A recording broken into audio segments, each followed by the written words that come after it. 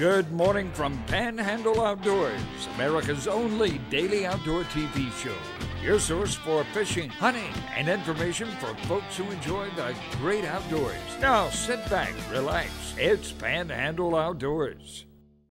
Good morning, folks. Welcome to Panhandle Outdoors. I'm Winston Chester. I'm glad you're here this morning. We got a great show lineup, a great guest here in the studio talking about all kind of good things coming up. But first, our weather brought to us by Haney Technical Center at the corner of Baldwin and 7 and 7. We're looking at a high today of 64 and a low of 48. And the water temperature jumped back on up there to 62 degrees. So that little cold spot we had 3 or 4 days last week when it got into the 50s, it's sort of warmed back up a little bit. So that's good news right there.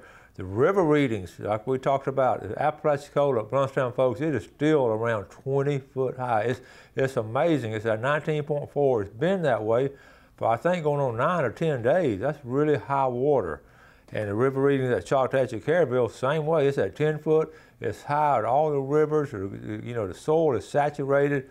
It's not, you know, it's running off, and the creeks, it's not just draining into the bay. It's way up in the sloughs. So just be aware of that. Be aware of floating debris in the big river and everything. So just be careful when you're out there in the river, but do get out on the water if you can. Tide chart brought to us by Kent Forest Lawn. We're in neap tides now. You realize 1 week from today will be Christmas morning. So next week's going to be really good, strong tides, but I don't think many people will be fishing on Christmas morning. But today we got neap tides. It's got a little bit of low at 324, and then coming in about 0.6 foot at about 557 today. And our marine forecast north-northwest at about 5.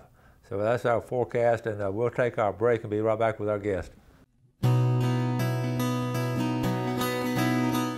All right, welcome back, folks, and welcome to our guest, Bubba Hart. Good morning. Hey, good morning, Coach. Bubba, how you doing? Always good to be here. Merry Bubba, Christmas. Man, you too. It's just, I love to see Bubba. I didn't really want to see him last time I saw him because I had to take a little broken boat to him. But, listen, they've had a tremendous amount of experience with the storm and all. I've asked Bubba to come on the show and talk about it. How you been? Oh, been good. I tell you, we're blessed. Yeah. We're really all blessed to be here. We are. First, now you had to.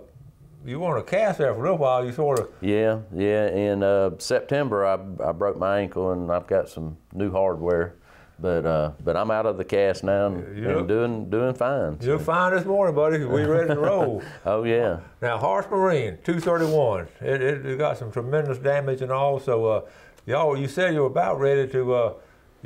Y'all stayed at home. Tell us what happened in the storm. You and the family. We of course I was about 2 weeks out of surgery, so I was still on crutches and no weight on my leg, and but anyway, we were within about 30 minutes of going up to the dealership. Wow. And because it was a 140-mile-an-hour rated building, and as everybody probably knows by now, it didn't fare too well. So we stayed put at the house. It was scary. Yeah. I mean, there were trees falling all around, and it was a scary time. But we're blessed. We made it through. You know, small hole in the roof. We got a tarp on it now, and we're just living day to day like everybody else. There you go, buddy. We're all in the same boat. And so speaking of being in the same boat, let's look at Harsh Marine. It got hammered. But it was a well-built building, but the winds were so strong. The winds. So just go through the pictures. You got a bunch of them here. Yeah, and what it was is, I think we had straight line winds, and it hit probably the weakest part of the building, which was the back of the building. Most people, they've seen the front, but you really don't get a real picture of the devastation until you see the back wall. But all right, this first picture of it. This is actually the day after the storm, and this is inside the showroom. It'd be looking back towards the big roll-up door, and it's insulation and just bad everywhere, and that's looking back towards the front there. The actual building moved. That's the night of the storm. And that's part of the roof that's wrapped around, and notice all the roof is gone. So y'all went out there that night? We actually, we were not supposed to, but we had to check on it. We had some personal belongings that we needed to get out of it, so the Sheriff's Department was kind enough to get us up there. Good. And be able to look at it. This was in our parking lot. This was a pontoon boat, and it just basically flipped it upside down. Of course, it destroyed it. But luckily, that's the back of the building there, and you can see how the whole building moved towards Highway 231 about 5 to 6 foot. No kidding. So that was a straight line wind, just sort of bent. Straight line wind. It blew all the big roll-up doors there. It blew all of them completely out of the building. And, blew them out of the building. We actually found one of these roll-up doors that blew it through the wall where the parts and service, or the parts and accessories department used to be, and it ended up on the front showroom floor on a boat. And those are heavy doors. Oh yeah. You had to lift them with a forklift. Oh yeah, yeah. That's another boat that was turned upside down. But overall, we feel very blessed. Wow. Because number one, we didn't go up there, and number two, we just got through with no injuries. Yes. But these are just several pictures of when they're after the storm. We're gonna get our sign back up, aren't we? Yes, sir. We've got the sign stood up, and I think we're going to be able to save it. It actually had, I'm going to go back to it here, on the top of that sign it had a marlin that was bolted to the sign, and they actually found that marlin down by the Panama City Mall. And somebody was nice enough to bring it back to us. How about that? We're trying to get it repaired, and we're going to put it back on the sign. I guess we have a new definition of a flying fish right there. You That's go right. All the way from Harsh Marine to the mall. That's amazing. Yeah, we found John boats across Highway 231, across the railroad tracks, and about a quarter mile down by East Avenue. We actually, Candace and I were riding after the storm and looked over and said, "There's a G3 John boat over there." So we recovered it, and of course it's in bad shape. But we're open. We opened a couple of days after the storm, and we're still selling boats, and we're still doing service. We're having to do it out in the open and out of Connex boxes, but we're like everybody else. We're just making it happen. I know. You saw the damage I had on my boat and all. I called Bubba up. I said, "Y'all still working?" And he said, "Yeah, come on in." So we made an appointment, because y'all sort of limited as far as we're gonna call, make sure everybody's going in, and I drove up there and I looked at the building. And I said, "Oh my goodness!" Yes, and then I saw a little trailer back there, and y'all very organized. I got to visit with them and brought the boat in, and y'all took care of it just like normal. We appreciate it, and yes, we are. I mean, we I guess that organization is on the surface. It's chaos underneath. Yeah. But no, I've got a good group of guys and ladies that help us up there, and we've been, like I say, we've been blessed. We've done a couple of jobs where the power heads have to come off, which is it's a pretty big job, and we're able to do it out in the open. So so it's overall been good. They're right now taking the building down. Demolition started on it, so hopefully after the first of the year we'll be rebuilding. Oh, cool. Let's take a break. We'll be right back.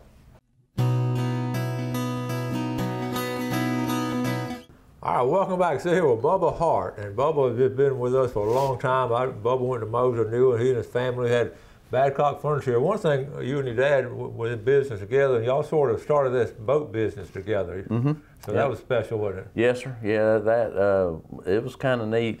Dad was in between Badcock and retirement. He didn't really know what he wanted to do, and I was not as good a furniture person as I should have been, and I always wanted to fish. So we figured the easiest, best thing would be do a business where you could fish more. That's a true story. That's exactly how that happened. Bubba, we're gonna go fishing instead of working on Saturday, sitting on couches. That's right. So, Bubba, now he did something recently before the storm. It's been on my all-time bucket list in my lifetime and all. It was an Alaska trip. So I asked him, he's got some pictures. Tell us about this trip. Well, it all came about pretty quickly as Dad called me one day and asked if we wanted to go. And like everything else we did, we rushed through it. We actually left Panama City and went to Alaska and fished for 2 days and was back in 5 days. Wow. And it takes a solid 18 hours or so to get there. But at the last minute, we had a cancellation, so I was able to get Chase to go with us. How old is Chase now? He's 9 now. He was 8 then, but he actually caught a big halibut. I got a picture of it here. Wow. I think it was 52 or 53 pound halibut, and we were in 300 foot of water out in the Bering Sea. We fished out of Seward, Alaska, and we were able to go to Kenai and salmon fish as well. But you know, that kind of, we were able to get all that done before the storm and all, and get back, and before my leg and all that. And so it was really a great memory for 2018, and it was on my bucket list as well. You know. Well, I'm so glad y'all got to go. I saw it. I saw where you were going that way, and I said, man, what a fun trip. And then being able to take your son, that's special. So, is that some of the views of it? Oh yeah, this is some of the views here in Alaska, and I really don't know what all I've got on here. This was us leaving Seward. They've got a bay system before you actually get out into the Bering Sea, and it's about 20 or 25 miles we had to run to get actually offshore. But just to get out there, 25 miles. Yeah. And it's 300 feet deep. 300 foot deep and all hand crank. No way. It's not an electric reel? They don't use any electric reels. Oh my God! I just assumed it was electric. No, no, it's hand crank, and it's not the high speed stuff. It's like the old Penn Senators and the old charter boat rods. So it was interesting to get him up. That's cool. That's cool. But I was trying to see what else we had there. Water is beautiful, Isn't just that clear. Beautiful? It's all glacier fed, mountain snow fed. Wow. All the water is over there, so it's just really beautiful. So. Is it a good time of year to go? What's the best time of year to go? Does it say in particular? It really varies. We were at the end of the peak halibut season. I want to say April and May is their peak season for halibut. We were able to go. It was in last part of August is when we actually were able to go. So, but we had a great time and had. It was 4 guys. It was me and Dad and Chase, and then my brother-in-law Brian went. You know Brian from Mosley, and so we were able to spend some time together and just have a great trip. What a great family trip and all. That's 3 generations of Alaska fishing. That's really cool.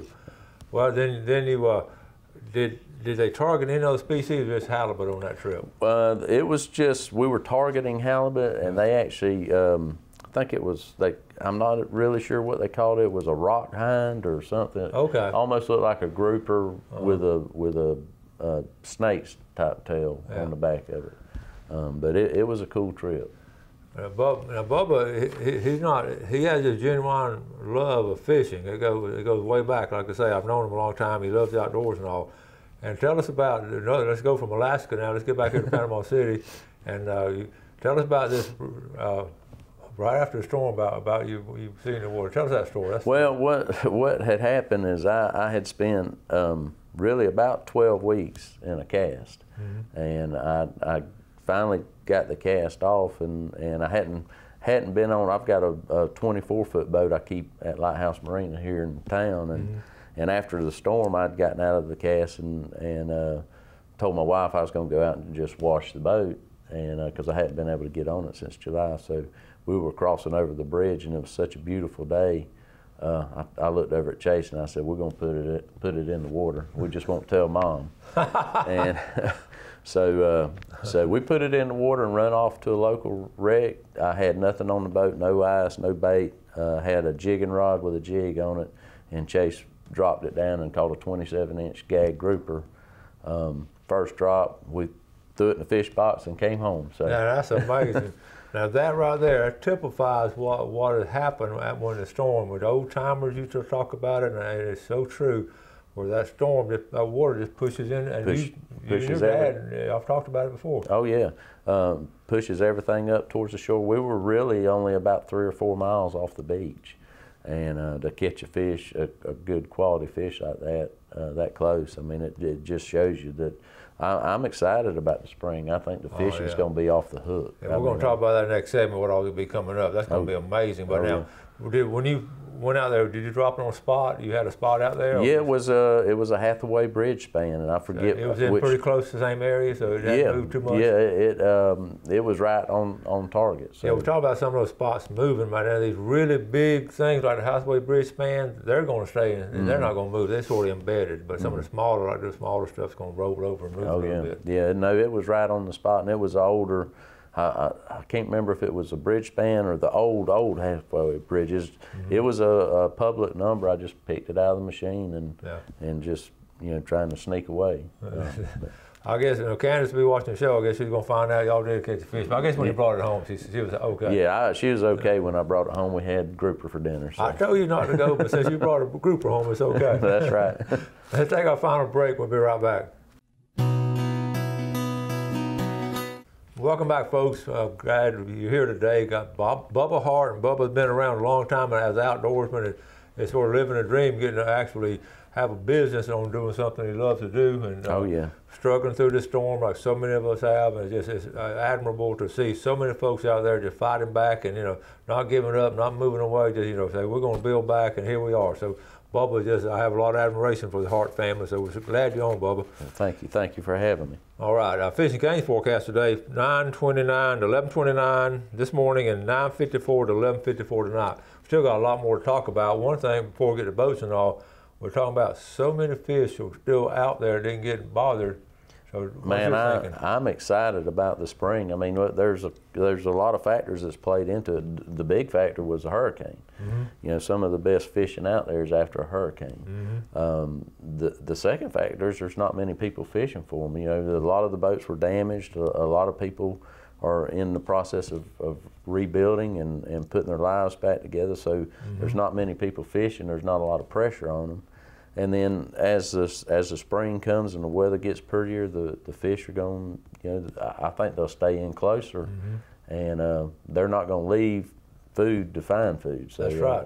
I think they'll stay in closer. So I think the fishing will be off the chain really this year. We're talking about 2019. We mentioned it last week. I'm going to talk about it all along. 2019 is going to be a phenomenal year in fishing. Also in freshwater, because a lot of people haven't been able to go freshwater fishing. Exactly. And again, the pressure on these fish is they're not seeing the pressure that they would normally see, especially in the fall and the spring.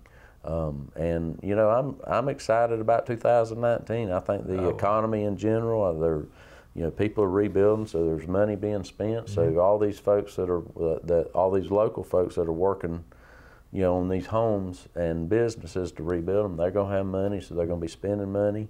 And I just think it's going to be a good year. And mentally and psychologically, so many people by that time they want to just, let's go fishing. Let's stop. Let's rest a minute and go fishing. Just tired of being tired. That's exactly right. Just tired of being tired. Now let's talk about quickly. Get back to the storm. You had all those beautiful mounts in there, and what in your store? What happened to the mounts? We actually lost all of the mounts.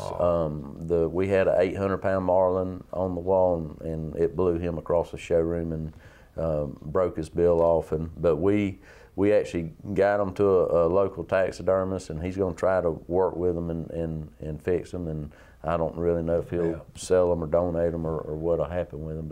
But kind of a shame. There was a lot of family heirloom mounts in there too.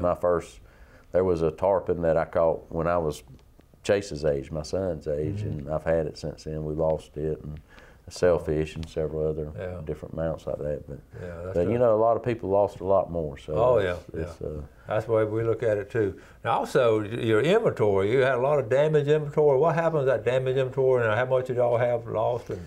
We lost about half of our inventory was totaled, and most of it was the aluminum boats is what really took the beating. The glass, believe it or not, made it all but a couple of boats.